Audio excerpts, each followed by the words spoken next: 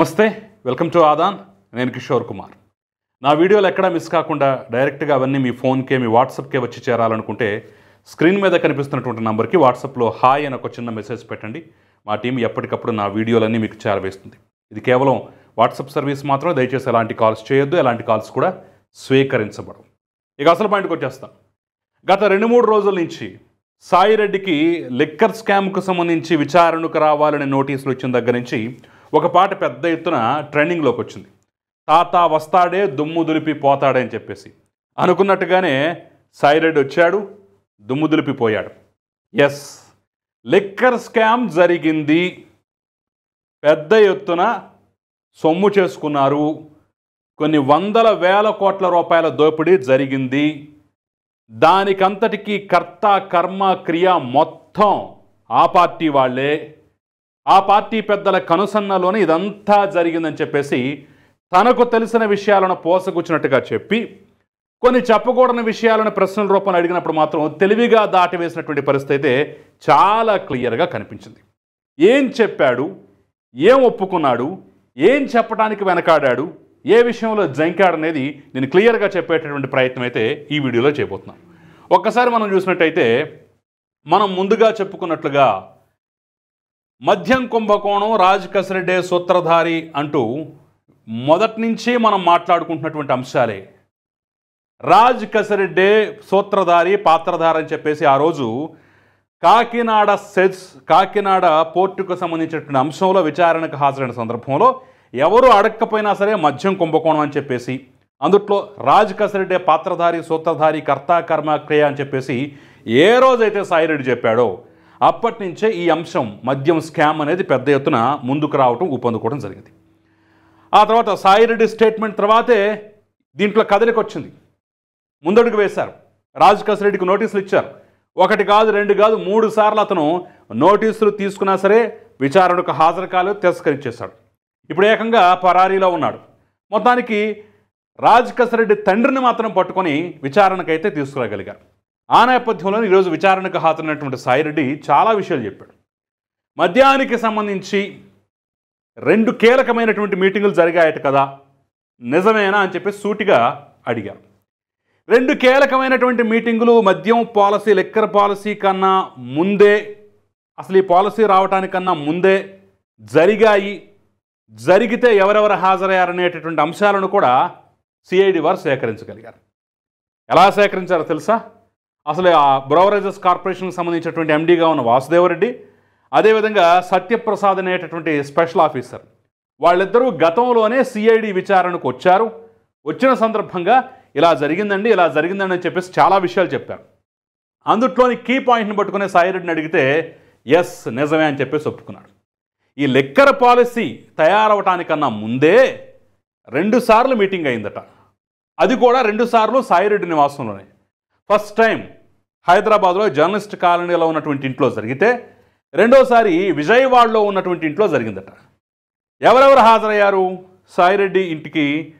రాజ్ కసిరెడ్డి, అవినాష్ రెడ్డి, మిథున్ రెడ్డి, వాసుదేవరెడ్డి, సత్యప్రసాద్, అదేవిధంగా ఎస్పీవై డిస్టిలరీస్కి సంబంధించినటువంటి సజ్జల శ్రీధర్ రెడ్డి, వీళ్ళందరూ హాజరైనట్టుగా, వాళ్ళందరూ లిక్కర్ పాలసీ గురించి చర్చించుకున్నట్టుగా, తనతో మాట్లాడినట్టుగా క్లియర్గా ఒప్పేసుకున్నాడు. అంటే లిక్కర్ పాలసీ ఎలా ఉండాలి, ఏం చెయ్యాలి అనేది ఒప్పేసుకున్నాడు. ఇందులో మనకు తెలిసిన విషయాలు, తెలియని విషయాలు ఏంటయ్యా అంటే, సరే మీటింగ్ పెట్టారు, మొత్తానికి లిక్కర్ పాలసీ తయారు చేసేదన్నంతవరకు సాయిరెడ్డి చెప్పాడు. కానీ అందుట్లో కిక్ బ్యాక్స్ ఏంటి, ఏ రకంగా డిజైన్ చేయాలి, ఏ రకంగా డబ్బులు కొట్టేయాలి, ఏ రకంగా ముడుపులు సొంతం చేసుకోవాలి, ఏ రకంగా దోపిడీ చేయాలనే విషయాలు కూడా వ్యవహారం జరిగింది. అయితే సాయిరెడ్డి ఒప్పుకోలే ఆ విషయాలు. అబ్బే దీని గురించే మాట్లాడామండి అన్నాడు.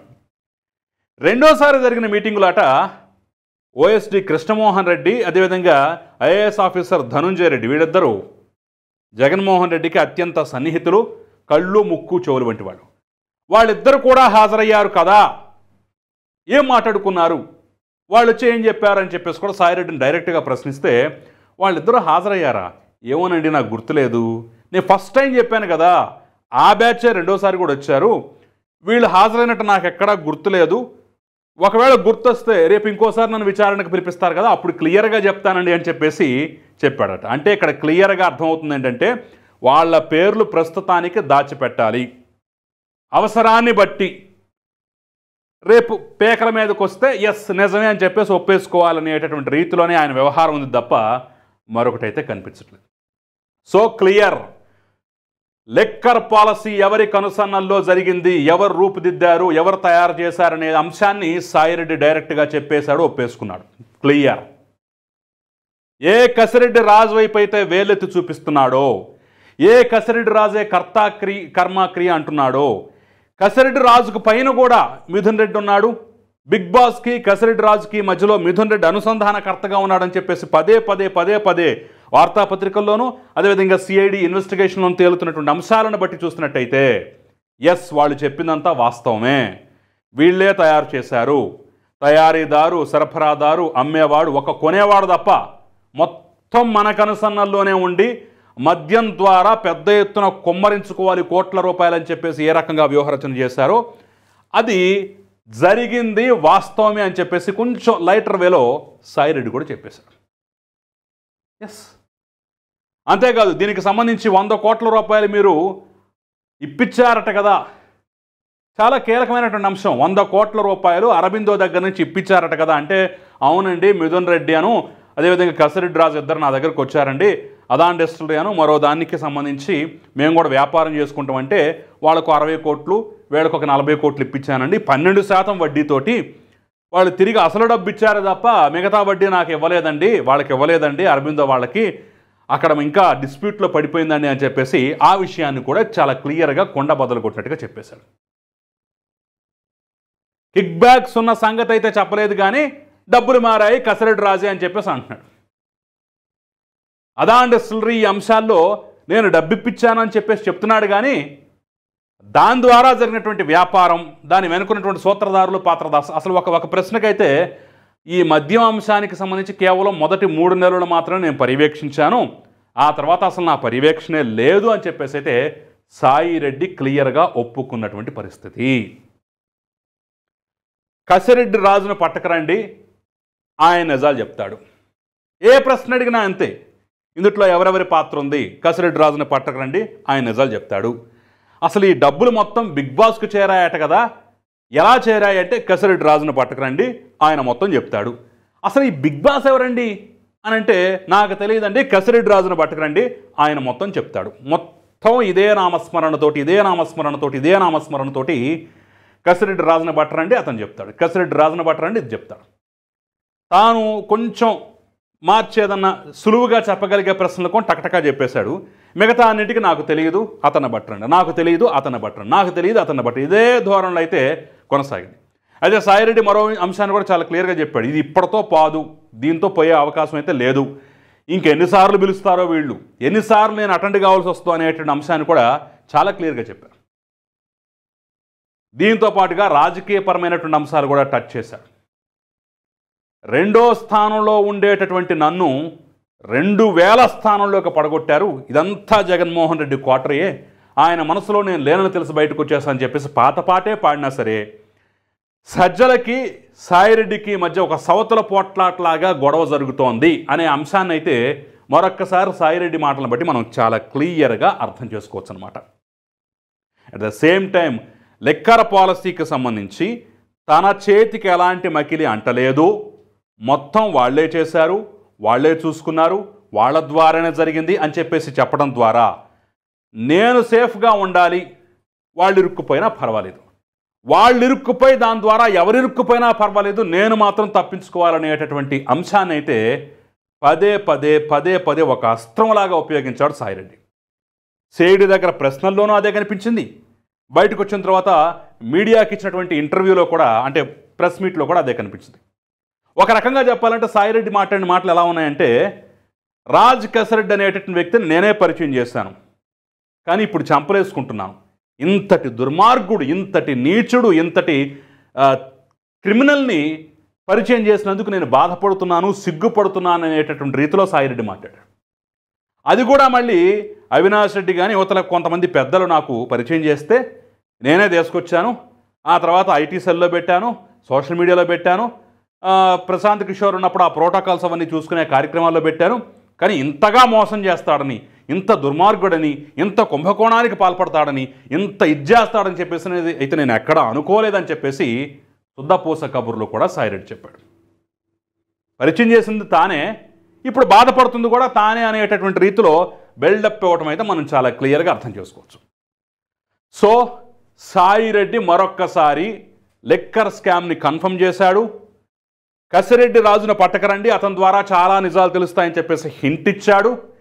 ఆ బ్యాచ్ మిథున్ రెడ్డి, కసిరెడ్డి, మిగతా వాళ్ళు ఈ బ్యాచ్ తప్ప నాకే పాత్ర ప్రమేయం లేదని చెప్పేసి తప్పించుకొని తిరిగేటటువంటి ప్రయత్నం కూడా చేశాడు. ఈ 3 అంశాలైతే ఈరోజు చాలా క్లియర్గా తెలిసాయి. ఇరికిచ్చాల్సిన వాళ్ళని ఇరికిచ్చాడు, తాను తప్పించుకోవడానికి ప్రయత్నం చేశాడు, తన చేతికే పాపం అంటలేదు, మొత్తం వాళ్ళే చేశాడని చెప్పేసి కన్ఫామ్ కూడా చేసేశాడు. ఇప్పుడు సిఐడి ముందున్నటువంటి ప్రధానమైనటువంటి కర్తవ్యం ఏంటంటే అన్ని వేళ్ళు చూపిస్తున్నటువంటి ఆ కసిరెడ్డి రాజు ఎక్కడున్నాడు, ఏం చేస్తున్నాడు, ఎలా ఉన్నాడనేది తెలుసుకొని అతన్ని కాలర పుచ్చుకుని బటపటా లాక్కొచ్చి కూర్చోబెట్టాల్సి, కటకటాల వరకు కూర్చోబెట్టాల్సిన బాధ్యత అయితే సిఐడి మీద ఉంది. ఆయన తండ్రిని తీసుకొచ్చారట, ఈరోజు విచారణ చేశారట, ఆ ఫోన్ కాల్ లిస్ట్ అదంతా చూశారట, మరి ఏమీ అందుట్లో దొరకలేదట. మీ అబ్బాయి ఎక్కడ అంటే ఏమో నాకు తెలియదు అంటున్నాడట.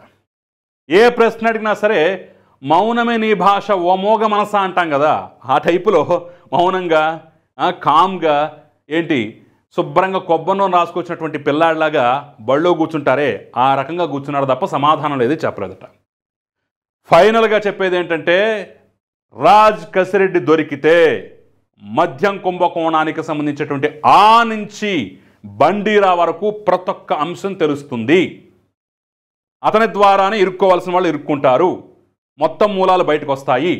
డబ్బు ఎక్కడికి వెళ్ళింది, ఎంత వెళ్ళింది, ఎలా వెళ్ళింది, ఎవరు వసూలు చేశారు, ఎంత దోచుకున్నారో సమస్తం బయటపడతాయని చెప్పేసి ద గ్రేట్ విజయసాయిరెడ్డి కన్ఫర్మ్ చేసేశారు. మరి ఎప్పుడు పట్టుకొస్తారో, అతన్ని ఏ విధంగా విచారణ చేస్తారో, చేసిన తర్వాత ఇంకా ఎవరి మీద కేసులు బుక్ చేస్తారో, ఈ లోపల గుమ్మడికాయ దొంగల్లాగా కొంతమంది ఆల్రెడీ భుజాలు తరమేసుకుంటూ నాకు బెయిల్ ఇవ్వండి, ముందస్తు బెయిల్ ఇవ్వండి, అది ఇవ్వండి విధానం చెప్పేసి కోర్టులకు వెళ్తున్న నేపథ్యంలో మరి వాళ్ళ గతి ఏమవుతుందో ముందు ముందు పంచరంగుల చిత్రంలాగా వెండి తెర మీద చూడాల్సిందే. చూద్దాం ఏం జరగబోతుందో. ఈరోజు సాయిరెడ్డి విచారణకు హాజరు కావటం, సాయిరెడ్డి ఇచ్చినటువంటి సమాధానాలు, స్టేట్మెంట్లు ఇవన్నీ చూసిన తర్వాత మీకేమనిపిస్తోంది, మీరేమనుకుంటున్నారనేది నా కమెంట్ రూపంలో తెలియజేసే ప్రయత్నం చేయండి.